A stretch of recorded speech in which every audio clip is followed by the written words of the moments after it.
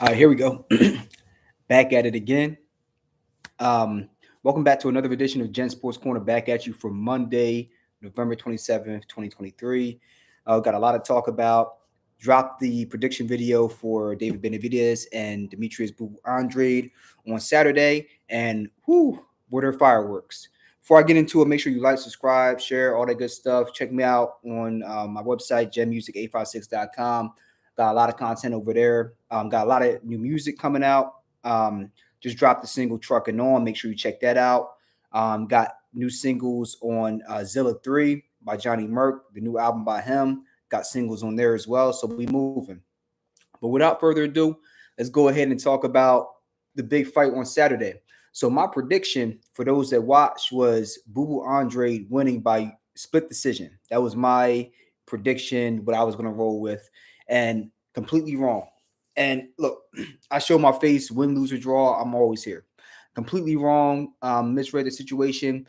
And kudos to Benavidez for putting on a great show, coming out, getting the job done, doing it in dominant fashion. Big props to Demetrius Boo Boo Andre for coming out, taking the challenge, and having a very, very good fight up until he got clipped in that fourth round. So it was a very good chess match up until that point, and the monster was able to come in and get the job done. And kudos to him. So the way I saw it was I thought that Andrade was the better boxer, which I think he showed in the first three rounds of that fight. I thought he had the better feet, even though he may not have the feet that he had before. That's up for interpretation.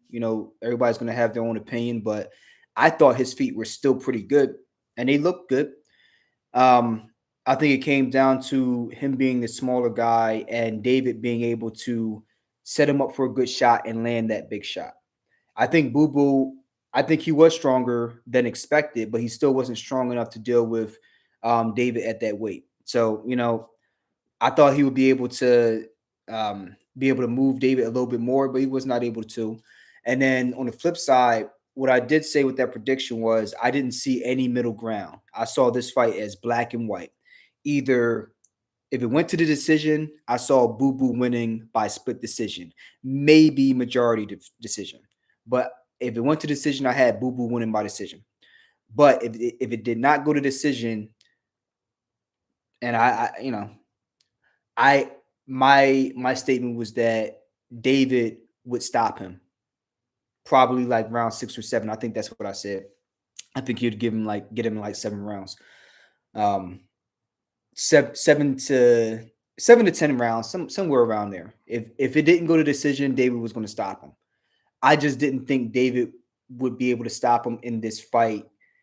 With Boo Boo being able to use his legs to stay out of danger. And hey, you win some, you lose some. When I'm wrong, I admit it. But great job by both guys. I really liked what David was doing in the first couple of rounds, even though he was getting lit up. And let's go ahead and look at these punch stats real quick. You look at David Benavidez compared to Boo Boo Andre, he landed more total punches in that fight. He was 117 for 336, and he landed at a 34.8% clip. And Andrade, he landed 68 out of 259 total thrown punches, and he landed at a 26.3% clip. And really, when you look at that disparity, a lot of that came during during the fourth round, but mostly during the fifth and the sixth round. That's when David really started piling it on. But up until that point, they were pretty even. First round, Benavidez, he landed 7 out of 35. Boo Boo landed 8 out of 25. Boo Boo clearly won that round. Benavidez landed 8 out of 39 in the second round. Boo Boo turned it up a little bit, landed 12 out of 47. And he really started throwing those combinations.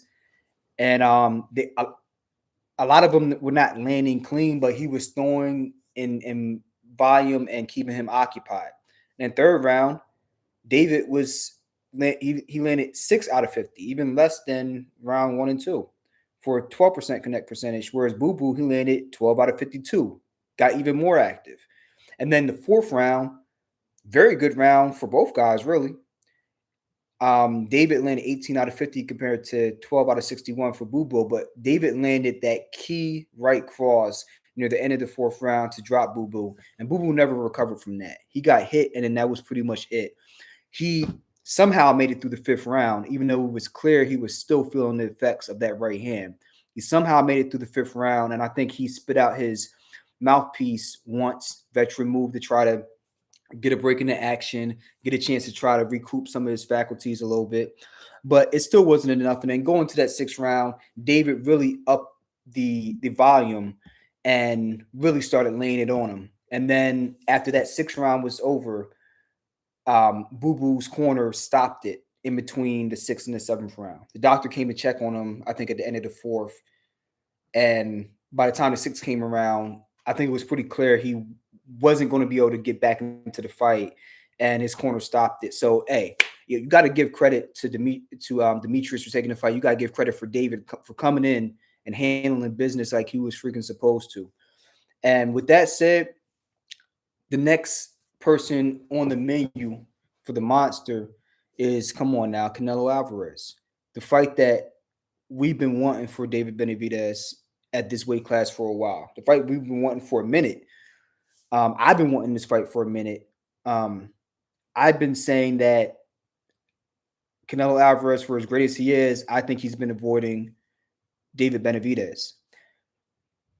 Mind you, David Benavidez, he lost his belts twice.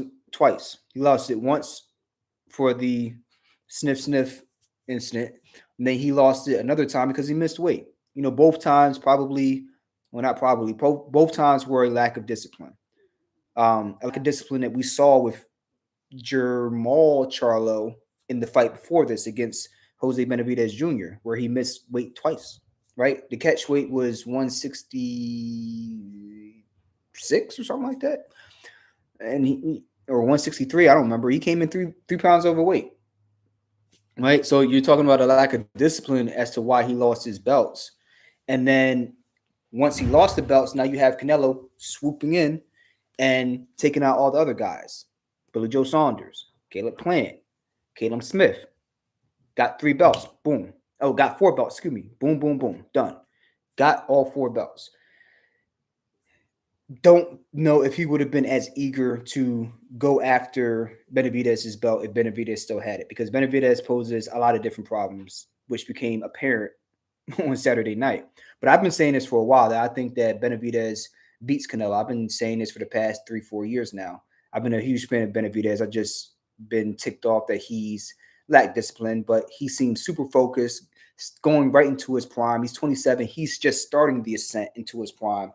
And he has room to get bigger, to move up in weight, to go from 168 to 175, fight a Dimitri Bivol, or get all the belts at 168 and try to go after a fight with Canelo. Get to Canelo before, let's say, Terrence Crawford can. Right? Terrence Crawford versus Canelo, it's a nice challenge to be taken, but I favor Canelo in that fight because I think he's just going to be too big. But Canelo versus Benavidez, going to have serious issues against Benavidez because, as I mentioned in the prediction video this Saturday, he has slow feet, but so does Canelo. However, he's taller, longer reach, faster hands, blistering hand speed, very, very good power. Is going to be an issue, right? So that's the fight that everybody wants to see. So we'll see what Canelo wants to do. Is he going to try to shoo him away, say,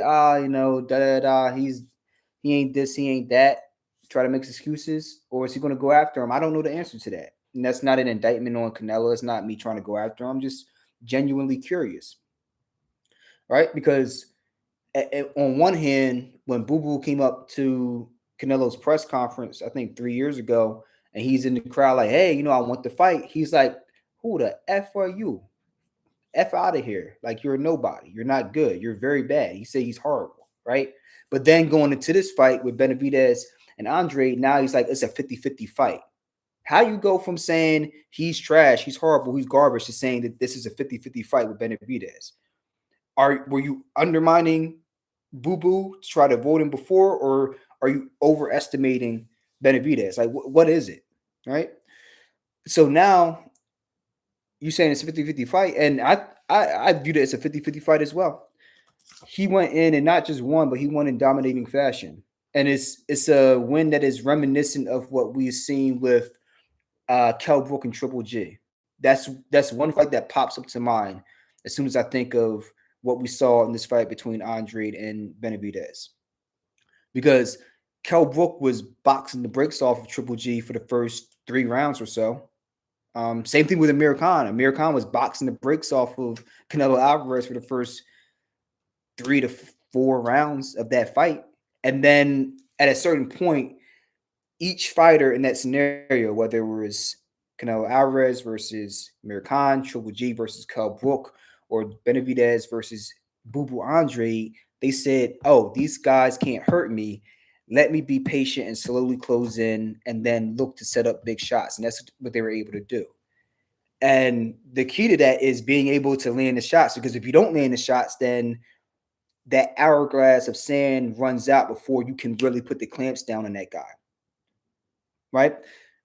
And here, time didn't run out for Benavidez. He was able to get to Boo Boo early, walk through the fire, because even after he knocked him down in that 4th round, in the 5th round, he's chipping him up in spots. Boo Boo still, right? That's even with being wobbly. The fact that when he had all his faculties and he's lighting you up, moving, head movement, crouching down low, and you're still sticking to the game plan, staying composed, and then eventually getting to him, that tells me a lot about his growth, his maturity, and his ability at this point. So that's the fight we all want to see next. Canelo, make it happen. David, make it happen. Let's get it done. That would be an awesome fight to have coming up for the next year. Set the new year off right. All right. Let me know what you guys' thoughts are on that. Very, very. That's what boxing is all about. Let me know what you guys' thoughts are on that. And I just want to end this live stream off with this. This is what boxing is supposed to be. You have guys that are so damn afraid to lose their 0 on the record that they don't want to fight the best at their best without all these other extra stipulations and other things and hoops and hurdles you got to jump through. No, this is what it's supposed to be.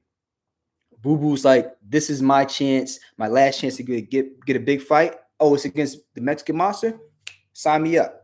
No hesitation, no nothing. Didn't make a big stink. Didn't say, hey, give me $100 million and back up the Brinks truck. No. No, let's be fair. Let me hear your terms. You hear my terms. Let's make it happen. Boom, no problem. And David even said as much. It was no problem making that fight with him, and vice versa. Andrade is not an easy opponent. And people are going to look at this loss and say, oh, well, David just ran over him. Sure, after 4 rounds, but people are going to forget Olympic. You talking about the Olympic pedigree, the amateur pedigree, the slick, awkward style, still has good legs, still has blistering hand speed, the same blistering hand speed that I saw against Nicholson in his last fight back in January. Still got all those things. And he was able to study him, figure out the puzzle, execute. Like, like, how impressive is that from Benavidez? And then just knowing what Benavidez brings, even the energy going into the weigh-in, the face-off, the press conferences, Boo Boo, same goofy energy and supreme confidence. And guess what? It just didn't work out. But ain't no shame in that. That's life. You win some, you lose some. You're not going to win all of them, especially when you're going up against the best of the best. Somebody got to lose. But better to lose with honor and dignity and know that you put everything on the line and you gave it your best and you walked out that ring still a great fighter, in my opinion, versus running, ducking, dipping, dodging, trying to avoid guys when you should be fighting them. I'm not pointing out any names in particular, but you guys can speculate about different names that have done that over the years. Dipping, dodging, ducking, just avoiding people. Enough of that, right? These are the type of fights that people want to see. That's the way I see it. So that's it for now. Just a great weekend of boxing. I was thoroughly entertained. I want to also see Charlo, what he's going to do next. He looked really good against Jose Benavidez Jr. For all the talk going into the fight, him looking sluggish, not knowing if his mind was in the right space. If anything, he looked better than he's ever looked. Throwing that jab, boxing, giving the 1-2. just staying hella active. He's usually the brother that loads up on the right hand, and doesn't really use a well thought out game plan, in my opinion. Whereas Jermell is usually the boxer who's became the puncher. Now Jamal is the puncher who has shown in this last fight, I can box. I got my mind right. I'm different. I'm curious to see what he does moving forward. That's it. Catch you on the next one, and I'm about to go hop over to Facebook and talk about these Eagles, man. What a win, baby. Talk to y'all later. Peace.